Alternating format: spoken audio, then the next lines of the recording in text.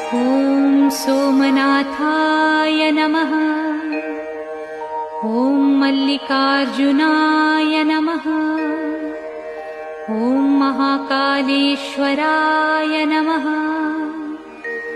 ॐ ओंकारेश्वराय नमः।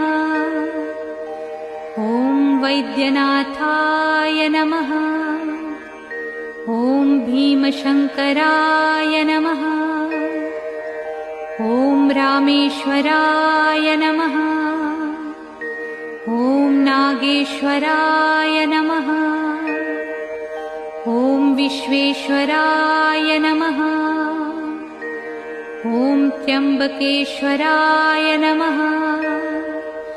ॐ केदारेश्वराय नमः।